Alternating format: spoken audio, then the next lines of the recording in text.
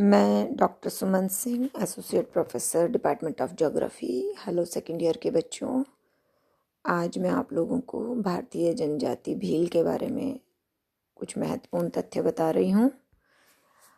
भील जनजाति जो है ये भारत की तीसरी बड़ी आदिवासी जाति है और आर्थिक दृष्टि से अगर हम देखें तो ये स्थायी रूप से कृषक हैं। सामाजिक दृष्टि से देखें तो इनमें पितृसत्तात्मक, जो कि ज़्यादातर वैसे भारतीय उसमें होती है कि पिता की ही सत्ता चलती है, पिता के ही नाम से बच्चों को पहचाना जाता है। तो ये पितृसत्तात्मक जनजाति है और परंपरागत रूप से एक अच्छे तीरंदाज भील लोग होते हैं। वर्तमान में यह जनजाति विकास के विभिन्न चरणों में मानी जाती है। अब ये लोग जागरूक हो गए हैं तो इन लोगों को राजनीति, शिक्षा और सारी अन्य जो सुविधाएं अन्य प्रदेशों में अन्य जनजातियों के लोग जो जानते थे उन सब में भी आगे बढ़ रहे हैं। ज़्यादातर भील जो हैं वो, जैसे मध्य प्रदेश के भील जो होते हैं वो जरायम पेशा, जिसको कहते हैं घुमक्कड़, तो वो घुमक्कड़ वाला पेशा अपनाते हैं। खानदेश के जो कृषक हैं वो खानदेश के भील जो हैं वो कृषक हैं। गुजरात के जो भील हैं वो आखेटक हैं और राजस्थान और महाराष्ट्र में ये भ्रमणकारी आखेटक भी हैं, स्थायी कृषक भी हैं और मजदूरी कार्य में भी लगे हुए हैं। अब भील लोगों का निवास स्थान देखें तो ये मुख्यतः प्रायद्वीपीय पहाड़ी भागों तक सीमित है। अरावली, विंध्याचल, सतपुड़ा पर्वत, रेवत कांटा के पठार इनके सबसे बड़े निवास स्थान हैं। राज्यों की दृष्टि से सबसे अधिक भील मध्य प्रदेश में रहते हैं। इसमें मध्य प्रदेश के धार, झाबुआ, रतलाम और खरगोन जिलों में। राजस्थान में डूंगरपुर, बांसवाड़ा, प्रतापगढ़, उदयपुर, चित्तौड़गढ़ जिलों में।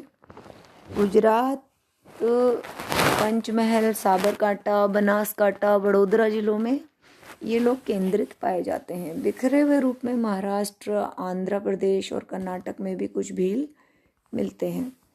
मोटे तौर पर अगर इनका निवास स्थान निकाला जाए तो 20 डिग्री उत्तरी अक्षांश से 25 डिग्री उत्तरी अक्षांश तथा 23 डिग्री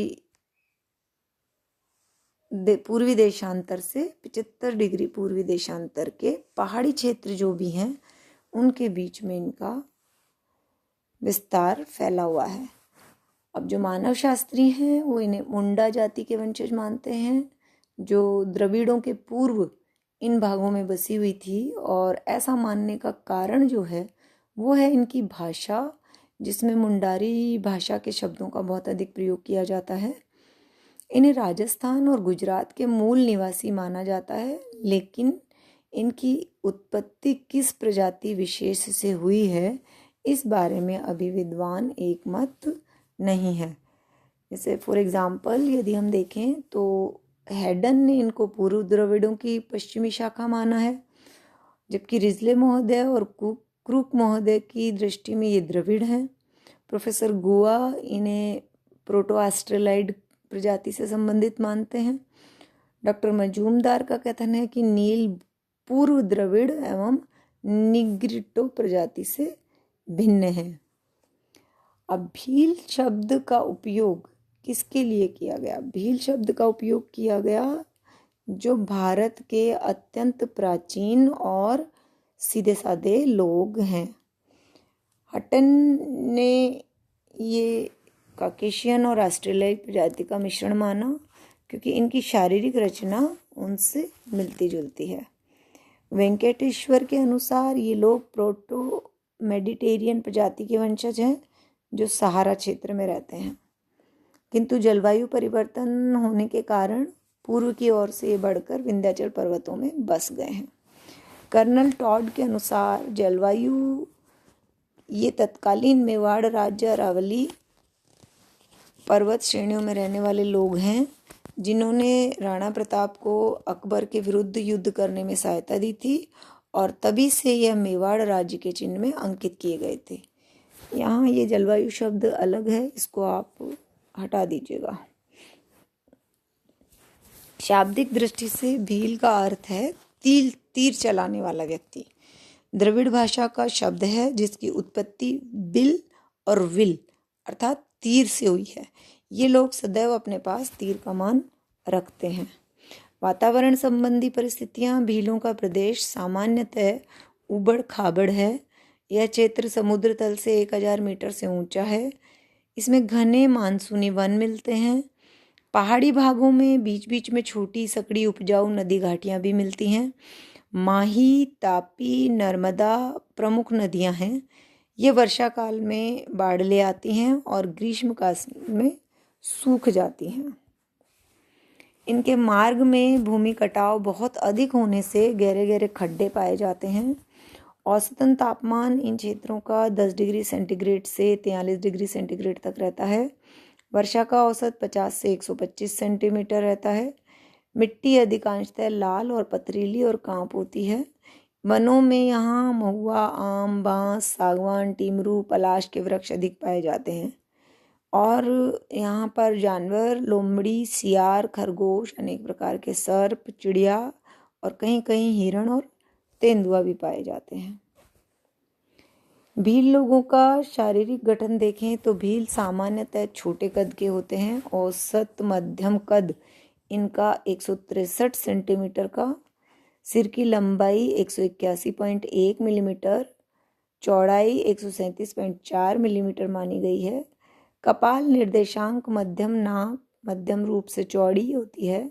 चेहरा गोलाई लिए हुए चौड़ा और शरीर पूर्णतः विकसित होता है। इनका रंग हल्के भूरे से गहरा काला, बाल चिकने काले किंतु घुंघराले नहीं होते। आँख का रंग कत्थई से गहरा कत्थई तथा गहरा भूरा होता है। आँख की पुतली बड़ी, सिर सीधा और चौड़ा, होठ पतले से मोटे, ठुड्डी गोल से अंडाकार। दाढ़ी मूंछ पर बाल कम होते हैं, शरीर पर बाल कम होते हैं। बालों के ऊपर की हड्डियां पूर्णतः विकसित और शरीर सुगठित होता है। ये मेरा भील जनजाति पर एक वीडियो है। इसमें आप बच्चों जब भी आप पढ़ें तो पहले तो मैं हर वीडियो में शायद ये बात कहती हूँ कि एटलस के बिना ना पढ़ें, क्योंकि जो भी क्षेत्र मैंने आपको इस वीडियो में बताए हैं वो आपको पता तभी लगेंगे जब आप एटलस लेकर बैठेंगे और एटलस में वो सारे क्षेत्रों को ढूंढेंगे। दूसरी बात, भील जनजाति के बारे में अगर आप राजस्थान के निवासी हैं तो ये बहुत ज़्यादा ऐसे शब्द नहीं हैं जिसे आप नहीं जानते हों, क्योंकि भील जनजाति राजस्थान की भी एक प्रमुख जनजाति के रूप में है और डूंगरपुर और बांसवाड़ा में इनका विस्तार देखने को मिलता है। तो भील जनजाति में जो तीरंदाजी के आधार पर इनका नाम भी रखा गया है। और राजस्थान के बहुत अर्जुन अवार्डी एक खिलाड़ी हैं जिनका नाम है गोपाल सैनी। वो भील जनजाति से बिलोंग करते हैं। उन्होंने ही इन्हें अंतर्राष्ट्रीय स्तर पर तीर कमान जैसे गेम को खेलने के लिए प्रोत्साहित किया। इन्होंने ये दिखाया कि भील बिना किसी सुविधा के, इतने सारे अभावों के भी बहुत अच्छे तीरंदाज बच्चे भील समुदाय में से निकाले जा सकते हैं। और तब से कुछ स्पोर्ट्स एकेडमीज़ बनी हैं इनके लिए और वहाँ पर इनको प्रॉपर आजकल जो कंपटीशन में तीर कमान यूज़ में लिए जाते हैं उनके ऊपर इनको ट्रेनिंग दी जाती है। और ये आने वाले आगे के सालों में हो सकता है कि काफ़ी सारे भील इस तरह के पदक लेकर आए जैसा कि गोपाल सैनी जी ने लिए। अब इसके दूसरे वीडियो में मैं आपको इनके बारे में और दूसरी जानकारियाँ दूंगी। धन्यवाद।